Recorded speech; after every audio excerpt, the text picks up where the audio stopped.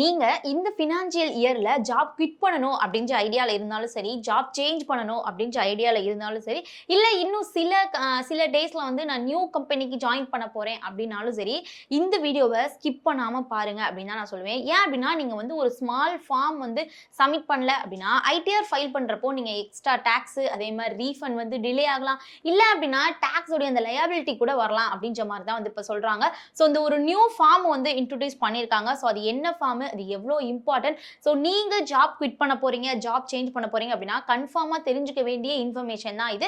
So இந்த வீடியோல இதை பத்தி டீட்டெயிலா பார்ப்போம். ஸ்கிப் பண்ணாம ஃபுல் வீடியோ பாருங்க. நீங்க ஒரே ஃபினான்ஷியல் இயர்ல, அதாவது இந்த வருஷத்துல 2 கம்பெனில வேலை பார்க்க போறீங்க. அதாவது ஒரு கம்பெனில நீங்க வேலை பார்த்துட்டு இருக்கும் போதே குவிட் பண்ணிட்டு இன்னொரு கம்பெனிக்கு நீங்க வேலை பார்க்க இல்ல ஜாயின் பண்ணிட்டீங்க அப்படின்னாலும் சரி, 2 இடத்துலயுமே வந்து கட்டாயம் உங்களுக்கு சேலரி வரும்.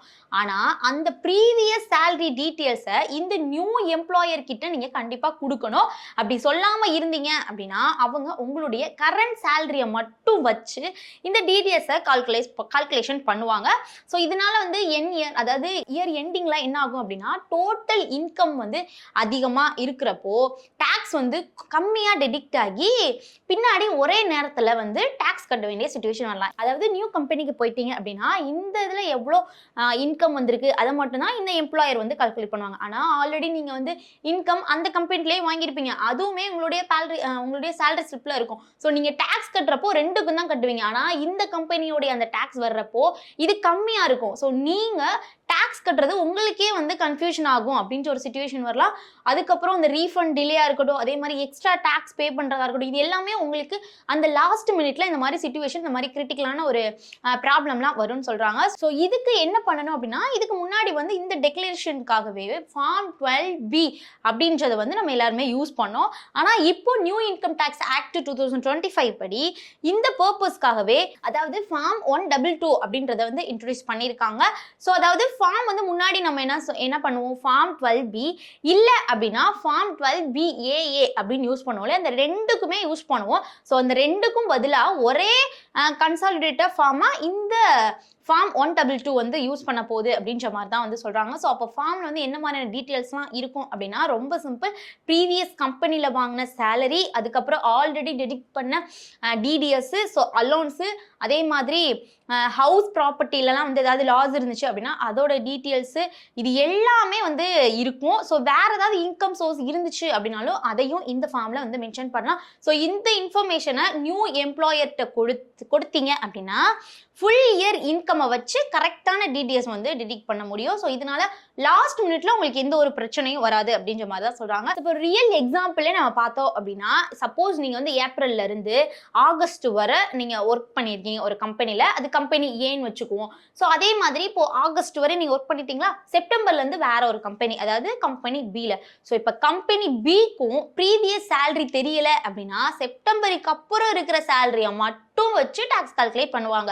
ஆனா ஐடிஆர் ஃபைலிங் டைமிங்ல வந்து 2 கம்பெனியோடைய சேலரியுமே வந்து உங்களுக்கு எப்பயும் போல கால்குலேட் ஆகி தான் வரும். ஸோ அப்போ டோட்டல் டாக்ஸ் வந்து அதிகமா இருக்கு அப்படின்ற மாதிரி நீங்க வந்து கன்ஃபியூஷன் ஆகக்கூடாது. அது மட்டும் இல்லாம டோட்டல் டாக்ஸ் அதிகமாக தான் வரும். ஸோ அந்த டிஃபரன்ஸை நீங்க லேட்டரா வந்து பே பண்ண வேண்டிய சிச்சுவேஷன், அங்க வந்து ஒரு மாதிரி கெடுபிடியா அந்த மாதிரி ஒரு சிச்சுவேஷன்லாம் இருக்கிறாம, இதனால தான் ஜாப் வந்து ஸ்விட்ச் பண்றப்பவே வந்து எம்ப்ளாயர்ஸ் பொறுத்தவரையும் டிக்ளரேஷன் வந்து இக்னோர் பண்ணக்கூடாது அப்படின்னு சொல்றாங்க. இன்னொரு முக்கியமான விஷயம் என்ன அப்படின்னா, இந்த ஃபார்ம் சேலரி டீடைல்ஸ் மட்டும் இல்லை, அதாவது வேற ஏதாவது இன்கம் வந்து டெடிக்ட் ஆன டிடிஎஸ்ஸாக இருக்கட்டும், டிசிஎஸ்ஸாக இருக்கட்டும், so house property loss, so இது எல்லாத்தையுமே ரிப்போர்ட் பண்ண வந்து இந்த ஒரு ஃபார்ம் வந்து ஹெல்ப் பண்ணுது அப்படின்னு சொல்றாங்க.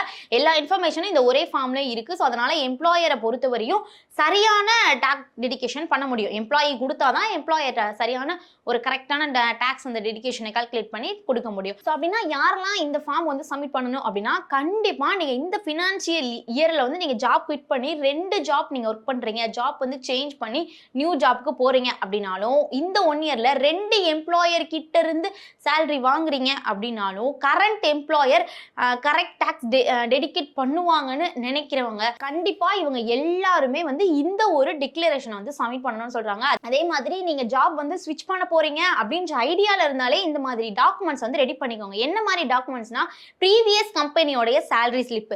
ஃபார்ம் 16 கிடைச்சிச்சுன்னா அதையும் சேஃபா வச்சுக்கோங்க. இப்போ ஃபார்ம் 122 வந்து சப்மிட் பண்ணுங்க. ஸோ இது ஃபியூச்சர்ல பெரிய டாக்ஸ் ஷாக்லாம் வராமல் இருக்கான ஒரு ப்ராடக்ட் அப்படின்னு தான் சொல்றாங்க. ஸோ ஓவராலா வந்து ஜாப் சேஞ்ச் பண்றப்போ சேலரி ஹைக் மட்டும் பார்க்காம டாக்ஸ் பிளானிங்கையுமே அதோட அளவுக்கு நீங்க வந்து இம்பார்ட்டன்ட் கொடுத்து பாருங்க. ஏன்னா வந்து டாக்ஸ் டெடிகேஷன், அதாவது நம்ம டாக்ஸ் கட்டுறப்போ அதிகமான டாக்ஸ்லாம் வரதுக்கான சான்சஸ் இருக்கு. ஸோ ஒரே ஒரு ஸ்மால் டிக்ளரேஷன் தான் ஃபார்ம் சப்மிட் பண்றதுனால நம்ம லேட்டரா எக்ஸ்ட்ரா டாக்ஸ் பே பண்றது, அதே மாதிரி ரீஃபண்ட் வந்து டிலே ஆகுறது, டாக்ஸ் கன்ஃபியூஷன், இது எல்லாத்தையுமே அவாய்ட் பண்ணலாம். ஸோ நீங்க ஐடிஆர் ஃபைல் பண்றீங்க, இந்த மாதிரி ஜாப் வந்து ஸ்விட்ச் பண்ண போறேன், இல்ல நான் சேஞ்ச் ஆக போறேன் அப்படின்ற ஐடியால இருந்தீங்க அப்படின்னா கண்டிப்பா இதை மறக்காம ஃபாலோ பண்ணுங்க. மோர் இன்ஃபர்மேஷனுக்கு நம்ம சேனலை ஃபாலோ பண்ணிக்கோங்க.